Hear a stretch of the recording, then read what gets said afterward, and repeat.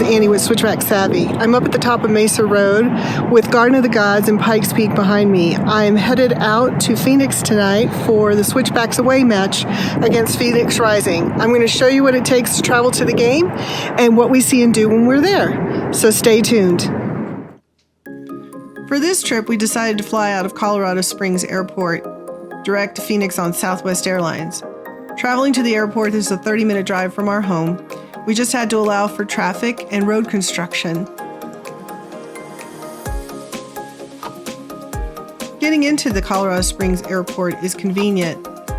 There's parking out front, and then you just walk straight into the main entrance to get to your gates. The Switchbacks have a dedicated corridor at the airport. This greets guests as they're traveling to Colorado Springs and exiting the airport. Our first order of business was to find the display boards and confirm that our flight was on time. It was, and there were no gate changes. The flight's an hour and a half from Colorado Springs to Phoenix. One thing I will say about Southwest Airlines is it has open seating, so if you want a good seat, you have to check in early. They also offer early bird check-in if you choose to purchase that in order to get onto the plane sooner. The Phoenix airport is beautiful, but it is large, and you will have to take a train over to the rental car center for your transportation. My sons made the trip with me this time, and it was great to have them as traveling companions. Our first stop was to gather with other Switchbacks fans for dinner, and thanks to the coaching staff, the first round of drinks were on them. We stayed at the Home 2 Suites by Hilton, Phoenix Airport North. This location was convenient to both the stadium and the airport. All suites come fully equipped with a kitchen. On Saturday, the game was late in the evening, so we decided to head out to the Arizona Boardwalk for our first adventure. On our way, we pulled off into Indian Bend Road for a cup of coffee at the local McDonald's. But we were happy to discover that there was a car show going on. It's actually the longest running car show in Arizona. 21 years or more. They meet every Saturday, and the cars are vintaged all the way to modern day vehicles. It was really interesting to see them all and to talk to the owners. While we were at the car show, the other Switchbacks fans were on their adventures. Tiffany and her daughter used Arizona Outdoor Fun for an ATV ride through the Sonoran Desert. They also did some rock climbing and enjoyed the pool at their Airbnb. Brian, in the meantime, headed out to the Desert Botanical Garden. Some amazing flora and fauna.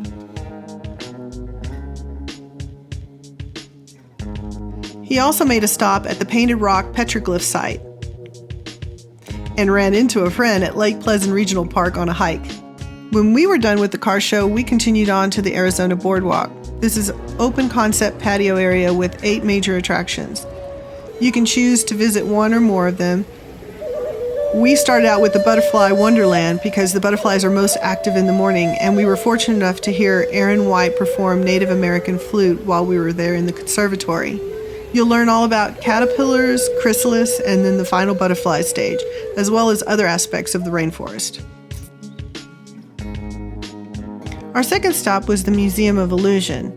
In this photograph, Aaron on the far left appears shorter than Raymond and Sean on the right, but in actuality, he's taller than both of them. These are the types of illusions you'll see in the museum. Sean here appears with a head on a platter with no body beneath the table. And I dived through the tube. We could have posed all day for photographs. It was really fun staging them. One of the coolest activities is the Vortex Tunnel. You could not make it through it without feeling a little tipsy.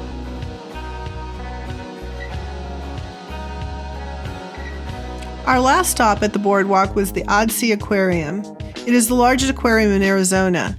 It boasts 2 million gallons of water in its tanks. There are 65 different exhibits with 370 different species. An interesting and very cool experience is to sit in their theater and have the whole seating section rotate around to different tanks. We wrapped up our day with a stop at Texas Roadhouse for dinner. Yum!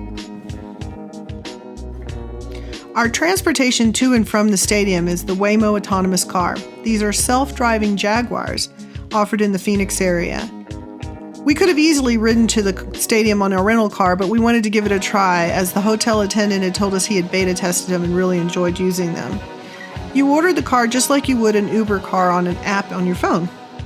Prices vary depending on demand. Early in the day, the ride may have been about $10, but since it was later in the day and there was more demand for the vehicles, it was about $20. It did leave us off right outside the stadium and picked us up in the same location, so all we had to do was cross the parking lot. Riding in these vehicles is very futuristic. You might be even a little freaked out when you're coming towards one of them and seeing there's no driver in the car. But it sat the four of us comfortably, and we really enjoyed the experience. Tonight's matchup is between Phoenix Rising FC and Colorado Springs Switchbacks. The away section for the fans traveling is $207 at a cost of $28 a ticket. But as a group, we decided we wanted to sit in section 105 more mid-pitch, behind the away bench. So our tickets were approximately $50 each. Both teams are in the USL Championship Western Conference. Entering tonight's competition, Phoenix Rising sits at number 7, having earned 4 points out of 5 matches, while the Colorado Springs Switchbacks are number 12 and have yet to earn a point out of their 4 matches. Phoenix Rising owns the head-to-head. Out of 10 games played since 2017, they've won 6. There's been 2 draws, and the Switchbacks have won 2. The Phoenix Rising Stadium is soccer-specific and was completed in April of 2023. There are concessions as you enter the stadium around the perimeter. Brian was able to go to the Banditos tailgate before the game, and the rest of us gathered inside. Most of the action in the first part of the game happened at our end of the stadium. Phoenix had several close chances, this being one of them. Despite the pressure, the Switchbacks' defense was quick to react. Down at the other end, the Switchbacks had a few opportunities of their own.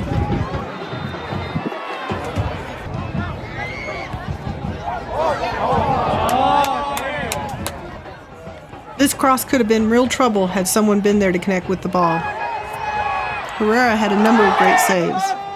This is one of the best chances of the first half for Colorado Springs. This was Phoenix's best chance of the first half, coming off the post. At halftime, we were able to gather as a group for a photo. Thanks to the Phoenix fans for offering to take a picture and for welcoming us to the stadium. In the second half, Phoenix ratcheted up the pressure at the other end. Christian Herrera did a great job to parry this strike wide. Another Phoenix attempt saw Christian tip the ball over the goal. On the corner, however, an unfortunate deflection laid the ball right at the feet of John Stenberg for the Phoenix goal.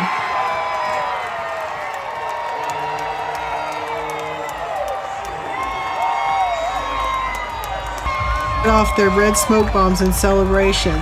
They were a great 12th man that night. The Switchbacks continued to try to claw their way back into the match.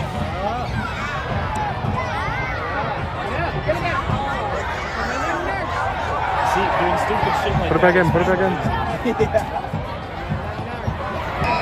At the other end, Phoenix had several more chances to put the game away. This fast break being one of their best opportunities.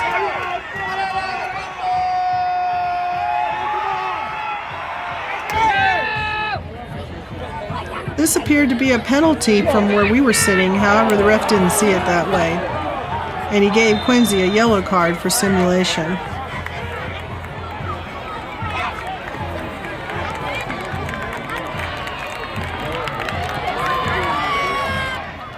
On the other hand, Ronaldo Damas appears to be mugged, earning Jose Hernandez a yellow card. A couple of attempts to get the ball over the wall failed during the free kick. We missed the disallowed goal by the Switchbacks for being offsides, but you can see the disappointment. Herrera makes one last attempt to send the ball into the mix, but Phoenix clears it out for the final play of the game. It was a disappointing 1-0 loss on the road for the Switchbacks. If it wasn't for a deflection, it could have ended up as a draw. The Switchbacks played hard but need to find a way to create more chances and take more shots.